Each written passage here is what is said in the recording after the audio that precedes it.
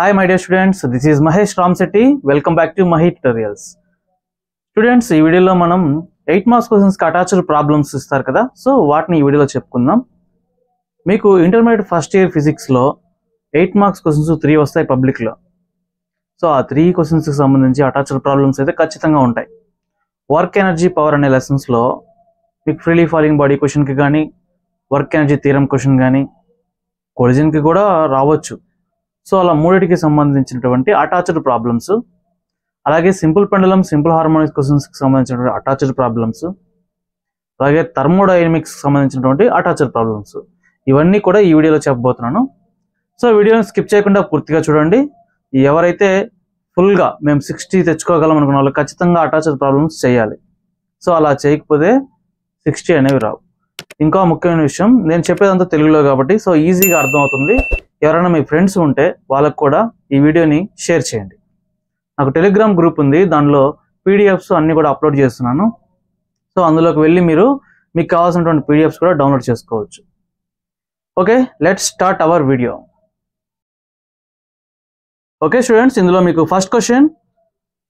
So ఈ question ఎక్కువగా freely falling బాడీకి కానీ work power energy, work energy theorem ఉంది కదా, సో ఈ క్వశ్చన్ అయితే అటాచ్డ్గా ఇస్తారనమాట.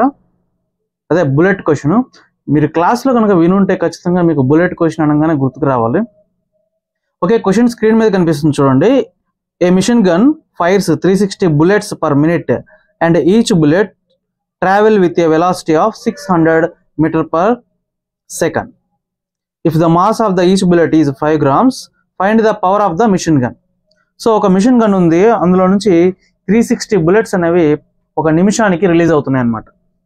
సో ఆ బుల్లెట్ యొక్క మాస్ వచ్చేసి 5 grams అని ఇచ్చారు. బుల్లెట్ ఎంత వేగంతో వెళ్తుంది అంటే 600 meters per second వేగంతో మూవ్ అవుతుంది అని చెప్పారనమాట. సో ఇప్పుడు మనకి ఇలా ఇచ్చేసి టోటల్గా మనల్ని ఏం కనుక్కోమన్నారు? మిషన్ గన్ యొక్క పవర్, దాని యొక్క పవర్ కనుక్కోమన్నారు. సో మనకి ఇచ్చినటువంటి డేటాని ఫస్ట్ మీరు ఈ విధంగా అయితే రాసుకోవాల్సి ఉంటుంది. So mass of the bullet 5 grams. మరి గ్రామ్స్ నేను ఇక్కడ కేజీలోకి ఎందుకు రాశాను అంటే, మనకి ఇక్కడ పవర్ కనుక్కునేటప్పుడు వర్క్ బై టైమ్ అన్నీ కూడా యూనిట్స్ ఒకే సిస్టంలో ఉండాలి, ఎంకే సిస్టమ్ లేదా సిజిఎస్ సిస్టమ్ అనమాట. సో కాబట్టి మనము అదే ప్రకారం దీన్ని కేజీస్లోకి రాసుకున్నాం. సో గ్రామ్స్ని కేజీస్లో రాసినప్పుడు 5 × 10⁻³ kg అని రాసుకోవాలి. అలాగే velocity 600 meters per second. Number of the bullets 360. So 360 bullets. ఇక్కడ మనకి టైం ఎంత ఇచ్చారు? 1 minute. సో ఒక నిమిషానికి రిలీజ్ అవుతుంది. ఒక నిమిషానికి ఎన్ని సెకండ్స్? ఏ సిస్టంలో అయినా టైంకి సెకండ్స్ అనేవి యూనిట్స్ అవుతాయి. So 60 seconds.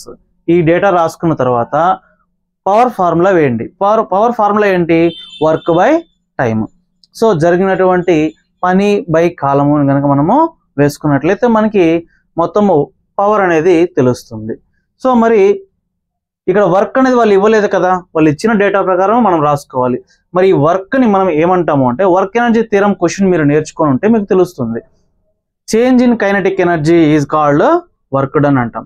సో అంటే కైనెటిక్ ఎనర్జీలో వచ్చిన మార్పుని మనము వర్క్ డన్ అని కూడా చెప్పొచ్చు అనమాట. సో ఇక్కడ మొత్తము కైనెటిక్ ఎనర్జీ అంటే ఏంటి? బుల్లెట్స్ కొంత వేగంతో ముందుకు వెళ్తున్నాయి. సో ముందుకు వెళ్తున్నాయి, వేగంగా వెళ్తున్నాయి అంటే వాటికి కైనెటిక్ ఎనర్జీ ఉంటుంది. సో మరి ఎన్ని బుల్లెట్స్? 360 bullets. సో మనం అదే విధంగా ఇక్కడ ఉన్నటువంటి టోటల్ నెంబర్ ఆఫ్ బుల్లెట్స్ వేసుకొని దానికి కైనెటిక్ ఎనర్జీతో మల్టిప్లై చేసి డివైడ్ బై టైం వేసామంటే మనకి పవర్ అనేది వస్తుంది అనమాట. సో ఇప్పుడు నేను ఆ డేటా మొత్తము నీట్గా రాస్తాను, ఒక్కసారి చూడండి. సో ఫస్ట్ ఆఫ్ ఆల్ వర్క్ని ఏమని చెప్పాను? కైనెటిక్ ఎనర్జీగా రాయొచ్చు అని చెప్పాను. సో ఇక్కడ మనకి కైనెటిక్ ఎనర్జీ బై టైం అని మనం రాసామనుకోండి, మరి ఏం కైనెటిక్ ఎనర్జీ వెంటనే వేయకూడదు కదా. సో కాబట్టి మీరు దానికోసం ఏం చేస్తారంటే దాని ముందు నెంబర్ అంటే n అనే వాల్యూ కూడా పెట్టేసేయండి. సో ఇప్పుడు మీకు అర్థం అవుతుంది. సో ఇక్కడ n అంటే నెంబర్ ఆఫ్ బుల్లెట్స్ అని. సో కాబట్టి ఇలా n అని రాయండి. నెక్స్ట్ ఇంటూ పెట్టేసి కైనెటిక్ ఎనర్జీ, కేఈకి ఫార్ములా అంటే 1/2 mv². ఈ విధంగా రాస్తారు. డివైడెడ్ బై టైంకి యూనిట్స్ ఏం రాస్తారు? టైంకి టీ అనే రాస్తాం. సో ఇలాగ ఫార్ములా రాయొచ్చు అనమాట. మీరు ఒకవేళ డైరెక్ట్గా రాసే పని ఏదైనా రాయొచ్చు, ప్రాబ్లం ఏం లేదు. సరే, ఇప్పుడు మనం ఏం చేయాలి? సబ్స్టిట్యూట్ చేసేద్దాం. సో ఇచ్చినటువంటి డేటాని సబ్స్టిట్యూట్ చేద్దాం. సో సో చాలా మంది పిల్లలు డైరెక్ట్ గా వేసేస్తారు. కొద్దిగా ఇలా gives rise to is equal to పెట్టి ఆన్సర్ని రాయడం నేర్చుకోండి. సరే, పవర్ P ఈజ్ ఈక్వల్, ఈ ఫార్ములా ప్రకారం రాసేద్దాం. N అంటే number of bullets 360 into 1/2 into mass of the bullet, మనం ఇక్కడ కేజీస్లోకి రాసాం కదా, అది రాసుకోవాలి. 5 into 10⁻³ next into V square. V అంటే ఏంటి? వెలాసిటీ ఆఫ్ ద బుల్లెట్ కదా. సో స్క్వేర్ ఉంది కాబట్టి 600 ఇంటూ 600 వేసుకోవాలి. మరి దాని తర్వాత డివైడెడ్ బై టైం ఎంత? 60 సెకండ్స్. సో 60 సెకండ్స్ 60 నోట్ చేసుకోవాలి. సో ఇలా ఫస్ట్ మీరు మొత్తం కూడా రాసేసిన తర్వాత ఈ క్యాలిక్యులేషన్ అనేది నీట్గా చేయాలి. నేను ఒకసారి చెప్తాను, వినండి. ఒకవేళ మాకు క్యాలిక్యులేషన్ సరిగా గుర్తుండదంటే కనీసం ఆన్సర్ వేయడానికి ట్రై చేయండి. మీరు ఫార్ములా వేసి సబ్స్టిట్యూట్ చేస్తే 1 మార్క్ ఇస్తారు, కింద ఆన్సర్ రాస్తే ఇంకొక మార్క్ ఇస్తారు. ఇది గుర్తుపెట్టుకోండి. సరే, ఇప్పుడు నేను క్యాన్సిల్ చేస్తాను, చూడండి. సో ఫస్ట్ ఆఫ్ ఆల్ ఇక్కడ 2 ఉంది కదా, ఈ 2 1s, ఇక్కడ 36 ఉంది, సో 18s 180. ఓకేనా? సో నెక్స్ట్ దీన్ని క్యాన్సిల్ చేసేసాను. నెక్స్ట్ కింద చూడండి 60 ఉంది, పైన 600 ఉంది. సో 0 1, ఇక్కడ ఒక 0, ఈ 6తో దీన్ని 10 టైమ్స్ అనమాట. సో కాబట్టి మనకి ఇలా వచ్చింది. నెక్స్ట్ అలాగే ఇక్కడ 10⁻³ ఉంది, ఇక్కడ 6 పక్కన 2 సున్నాలు ఉన్నాయి, ఇంటూ ఇక్కడ ఒక 10 ఉంది. అంటే మొత్తము దీన్ని మల్టిప్లై చేస్తే 6000 వస్తుంది. అంటే 6 పక్కన 3 zeros వస్తాయి. 3 zeros అంటే ఏంది? 10³ కదా. సో అది 10³ ఇది 10⁻³ కాబట్టి మనకి ఇక్కడ ఈ జీరోస్ దీన్ని క్యాన్సిల్ చేసేయచ్చు. ఇంకా అక్కడ మిగిలింది 6 ఒకటే అనమాట. ఇక్కడ 5, ఇక్కడ 180. సో మీరు ఇప్పుడు ఏం చేస్తారంటే మల్టిప్లై చేయండి. 180 ఇంటూ 5 ఇంటూ 6, 6 5లు 30, 30 ఇంటూ 18,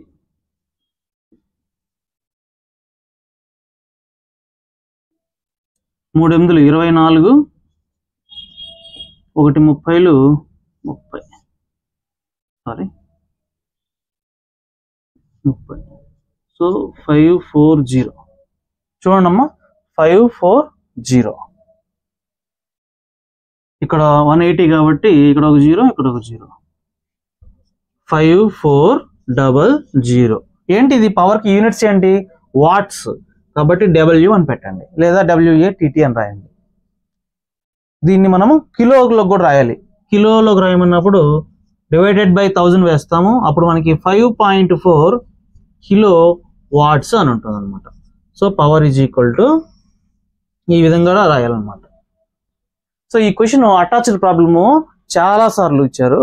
సో కాబట్టి మర్చిపోకుండా దీన్ని ఒక్కసారి జాగ్రత్తగా చూసుకొని మీరు ఎగ్జామ్కి అయితే వెళ్ళండి. ఓకే, తర్వాత క్వశ్చన్ చూడండి. సో తర్వాత క్వశ్చన్ వచ్చేసి ఇది కూడా ఒక పంప్, ఒక బావిలో నుంచి నీటిని ఒక మోటార్ పంప్ అనేది లాగుతుంది అనమాట పైకి. సో ఆ మోటార్ యొక్క మనము పవర్ అనేది క్యాలిక్యులేట్ చేస్తాం. సో క్వశ్చన్ ఎలా అడుగుతాడంటే, a pump is required of a lift 600 kgs of water per minute. ఒక నిమిషానికి 600 kg బరువు ఉండేటువంటి నీళ్ళని ఆ మోటార్ అయితే పంప్ చేస్తుంది. ఎక్కడి నుంచి? 25 మీటర్ల డెప్త్ ఉండేటువంటి ఒక వెలలో నుంచి. సో 25 మీటర్ల లోతు ఉండేటువంటి ఒక వెలలో నుంచి బయటికి లాగుతుంది. Eject it with a speed of 50 meters per second. ఒక స్పీడ్ కూడా ఇచ్చాడనమాట. Calculate the power of required the perform the above task. So ఇచ్చినటువంటి డేటా ప్రకారము మనము ఆ మోటార్ యొక్క పవర్ ని క్యాలిక్యులేట్ చేయాల్సి ఉంటుంది. సో ఇప్పుడు మనం ఇచ్చిన డేటాను అయితే ఫస్ట్ రాసేసుకున్నాము. Given the mass is 600 kgs, depth height is equal to 25 meters, speed అంటే velocity V is equal to 50 meters per second, time 1 minute 60 seconds. అలాగే యాక్సలరేషన్ డ్యూ టు గ్రావిటీ యాక్చువల్గా మనం ఎంత రాస్తాం? 9.8 meters per second square కదా. So మనము problem easiness కోసం 10 అని కూడా తీసుకోవచ్చు అనమాట. 9.8ని 10 అని కూడా తీసుకోవచ్చు. ఇలా తీసుకొని చేస్తే మీకు ఇంకా ఈజీగా ఆన్సర్ త్వరగా వస్తుంది. సరే, మనం ఇంతకీ అసలు ఇక్కడ ఏం కనుక్కోవాలంటే పవర్ కనుక్కోవాలి. పవర్ కనుక్కోవాలంటే వర్క్ బై టైం కదా చేయాలి. ఎంత వర్క్ జరిగిందో, ఎంత టైంలో జరిగిందో దాన్ని మనము నోట్ చేసుకోవాలి. మరి ఇక్కడ ఏమేమి జరిగినాయి? బావిలో ఉన్నటువంటి నీళ్ళని కింద నుంచి పైకి తీసుకొచ్చాయి, అంటే దాని యొక్క పొటెన్షియల్ ఎనర్జీ అనేది చేంజ్ అయింది. కింద ఉన్నటువంటి బాడీ అనేది కాస్త కొంత హైట్లోకి వచ్చిందనమాట. సో అదే బాడీ కింద నుంచి పైకి వచ్చింది, అంటే హైట్లో చేంజ్ వచ్చింది. అప్పుడు ఏమవుతుంది, మనకి పొటెన్షియల్ ఎనర్జీ చేంజ్ అయినప్పుడు మనం ఏం కనుక్కోవాలి, పొటెన్షియల్ ఎనర్జీ mgh కనుక్కోవాలి. మరి దాని తర్వాత ఏమైంది, మోటార్ అనేది అక్కడ నుంచి బయటికి రిలీజ్ చేసింది నీళ్ళని, అంటే కొంత ఫోర్స్తో వేగంగా బయటికి రిలీజ్ చేసింది. సో అంటే అక్కడ ఏమైంది, కైనెటిక్ ఎనర్జీ వాడింది అనమాట. సో టోటల్గా ఇక్కడ మనకి ఏమర్థం అవుతుందంటే, ఒక దగ్గర పని జరగడానికి పొటెన్షియల్ ఎనర్జీ, ఒక దగ్గర పని జరగడానికి కైనెటిక్ ఎనర్జీ.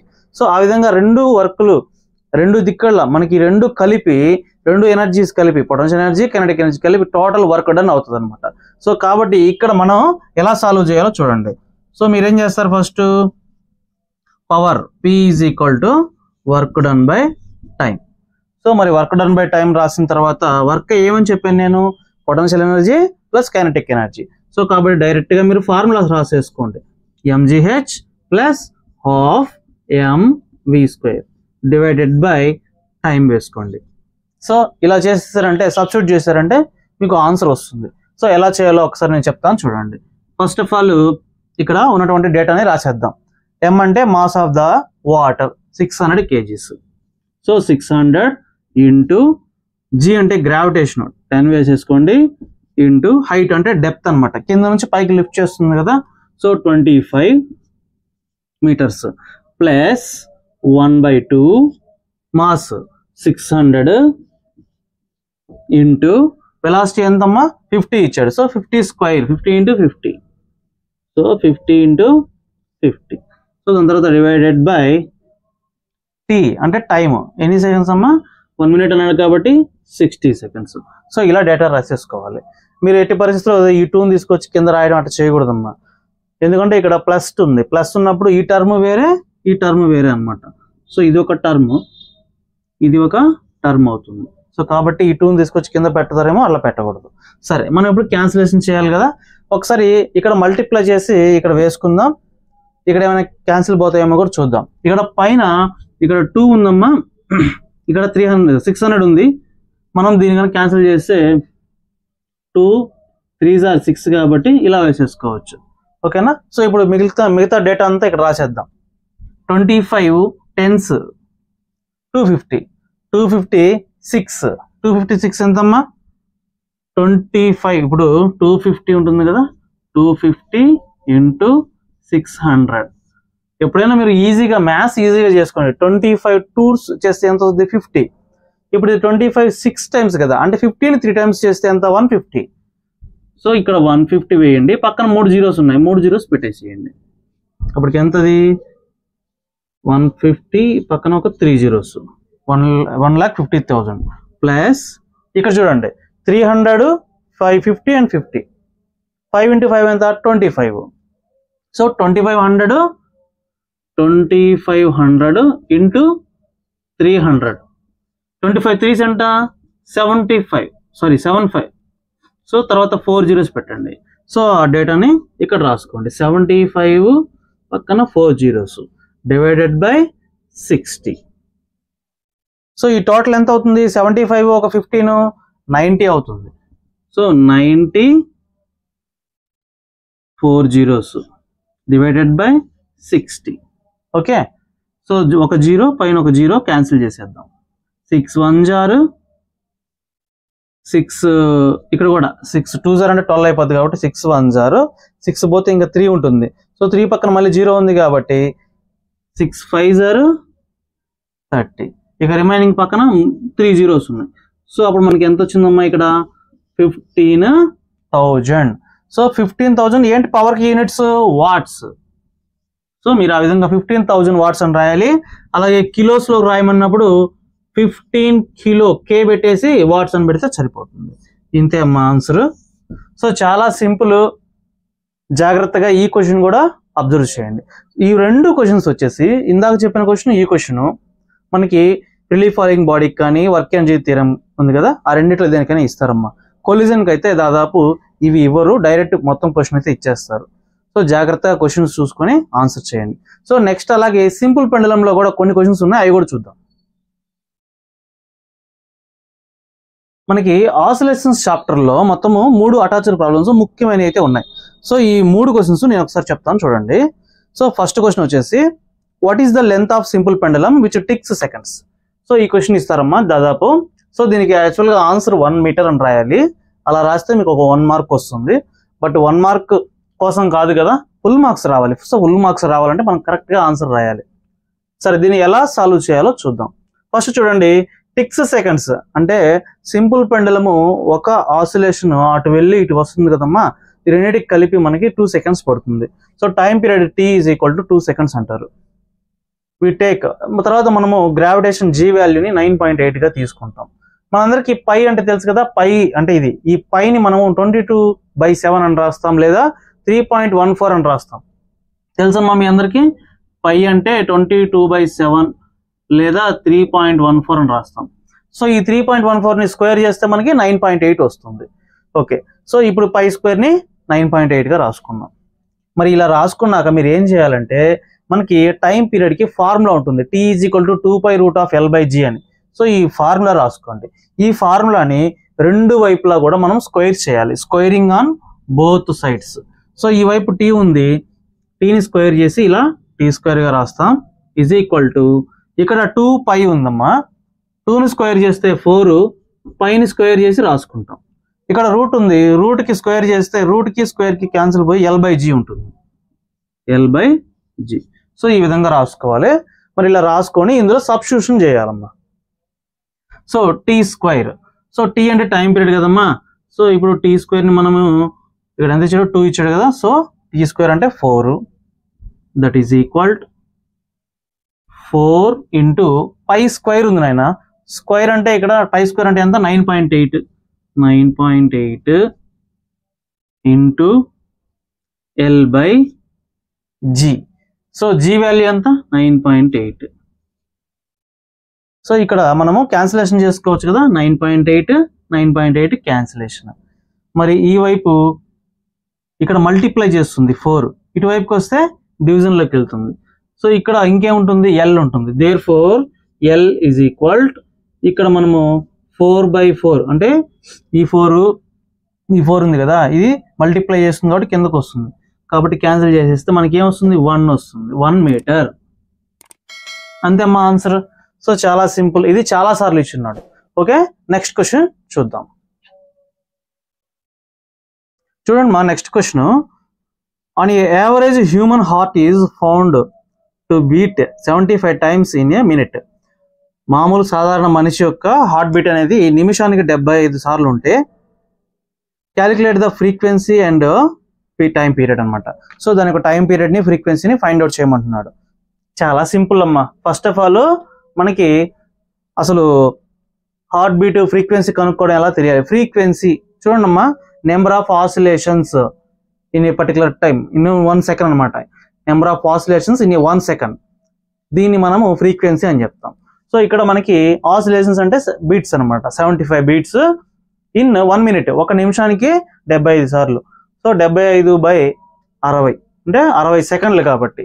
సో మనం దీన్ని క్యాన్సిలేషన్ చేసుకున్నాం అనుకో, మనకి ఎంత వస్తుంది, 1.25 వస్తుంది. ఫ్రీక్వెన్సీకి యూనిట్స్ ఏంది, హెడ్జెస్. సో ఖచ్చితంగా రాయాలమ్మా. సో ఇక్కడ మీకు హెడ్జెస్ వస్తుంది. సో ఫ్రీక్వెన్సీ కనుక్కోమంటే ఇది ఒక మార్క్ అనమాట. నెక్స్ట్ ఇంకొక మార్క్ మీకు టైం పీరియడ్ కూడా చెప్పాలి. సో మరి టైం పీరియడ్ చెప్పాలంటే ఫార్ములా ఏంటి, టైం పీరియడ్. సో ఎలాగైతే ఇంతకు ముందు నేను ఫ్రీక్వెన్సీ చెప్తే చూడండి, ఫ్రీక్వెన్సీ అంటే n is equal to 1/t అంటే number of oscillations by time ఎలా చెప్పానో సేమ్ అలాగే ఇప్పుడు మనకి టైం పీరియడ్ కావాలంటే t ఇటు వస్తుంది, n కిందకి వెళ్తుంది. So therefore time period t is equal to 1/n. n అంటే ఫ్రీక్వెన్సీ, 1/n వాల్యూ ఎంతమ్మా, 1.25. సో 1/1.25 చేస్తే మీకు ఆన్సర్ వస్తుందమ్మా, అది దాదాపు మనకి 0.8 సెకండ్స్ వస్తుంది. 0.8 వస్తుంది ఆన్సర్, యూనిట్స్ సెకండ్స్ అని పెట్టాడు. చాలా సింపుల్ అమ్మా. ఈ క్వశ్చన్ కనుక వస్తే మిస్ చేయొద్దు. హార్ట్ బీట్, దానికి ఫ్రీక్వెన్సీ, టైం పీరియడ్ కనుక్కోవడం. ఓకే మా, మనం నెక్స్ట్ క్వశ్చన్ చూద్దాం. ఓకే మా, మనము నెక్స్ట్ 5th క్వశ్చన్ అయితే చూద్దాము. సో ఆసిలేషన్ చాప్టర్లోనే మనకి ఏ క్వశ్చన్ ఇచ్చినా దీనికి అటాచ్డ్ ప్రాబ్లం ఇది ఇవ్వచ్చు అమ్మా. A mass of 2 kgs is attached to a spring of force constant 200 Nm/m. Find the time period. So ఒక స్ప్రింగ్కి, హెలికల్ స్ప్రింగ్ ఉంటుంది కదా, ఆ స్ప్రింగ్కి 2 kgs బరువు అయితే మనము హ్యాంగింగ్ చేయడం, ఎలాడదీశారనమాట.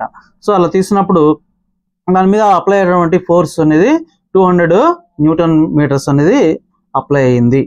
మరి అయితే దాని యొక్క టైం పీరియడ్ చెప్పండి అని అడుగుతున్నాడు. సో ఈ క్వశ్చన్ చాలా సింపుల్. మనకి అయితే ఫార్ములా తెలియాలి. మీరు ఇంతకుముందు టైం పీరియడ్ ఫార్ములా 2π = L/g అనేది ఎలా రాశారో, సో ఇక్కడ కూడా మనకి T = 2π m/k అనేది ఉంటుంది. ఇది ఒకటి మీరు గుర్తుంచుకోవాలి. So given that mass is 2 kgs, force constant k = 200 Nm/m from time period T = 2π m/k. ఇందులో m అంటే ఏంది? మాస్. ఎంత? 2 kgs. సో 2 వేసుకోండి. నెక్స్ట్ అమ్మ ఇక్కడ అంతా కూడా ఎంకే సిస్టంలో ఉన్నాయి కాబట్టి మనం ఇక్కడ ఏం చేంజ్ చేయట్లేదు. కేజీస్ కానీ న్యూటన్స్ కానీ అన్నీ కూడా కాన్స్టెంట్గా ఉన్నాయి. అదే వాటిని ఏం చేంజ్ చేయకూడదు యూనిట్స్. సో కాబట్టి మాస్ 2, అలాగే కే అంటే మనకి 200, అలాగే ముందర 2π ఉంది. సో ఇక్కడ క్యాన్సిలేషన్ పోయేది ఏంది? 2 ones, సో 1/100 ఉందమ్మా. సో ఇప్పుడు √1/100 రూట్కి ఇప్పుడు ఇక్కడ మనకి 2π, √1 ఎంత? 1. √100 ఎంత? 10. సో ఐడియా ఉంది అందరికి. నెక్స్ట్ 2 ones, 2 5s, అంతేనా? నెక్స్ట్ ఇక్కడ π ఉందమ్మా. π యొక్క వాల్యూ ఎంత? 3.14 డివైడెడ్ బై 5. దీన్ని మనము సాల్వ్ చేయాలమ్మా. సాల్వ్ చేసి మనకి ఆన్సర్ 0.628 వస్తుంది. మనం కనుక్కున్న టైం పీరియడ్ కదా. So units seconds. ఈ విధంగా రాయాలి. ఇంకా కష్టంగా పేపర్ ఇస్తే దీనిలోనే వాల్యూస్ ఏమైనా మార్చి ఇస్తారు, కానీ ఇంతకు మించి వేరే వేరే ప్రాబ్లమ్స్ అయితే ఎప్పుడు ఇవ్వలేదు. ఓకే అమ్మా, నేను ఇప్పటివరకు చెప్పిన ఈ 5 questions 19th question, 20th question, 19, 20 questions ఉన్నాయి కదా, వాటికి అటాచ్డ్ కింద వస్తాయి. సో జాగ్రత్తగా వీటిని చూసుకోండి. ఈ వీడియోలో ఇంతవరకు క్లోజ్ చేస్తున్నాను. థర్మోడైనమిక్స్కి సంబంధించి అటాచ్డ్ ప్రాబ్లమ్స్ కూడా కొన్ని ఉంటాయి, అవి సపరేట్గా పెడతాను. లాంగ్ ఆన్సర్స్ పెట్టి అప్పుడు పెడతాను. ఓకే అమ్మా, thanks for watching my video. Bye bye. తప్పకుండా మీ ఫ్రెండ్స్కి షేర్ చేయండి. ఉంటాను.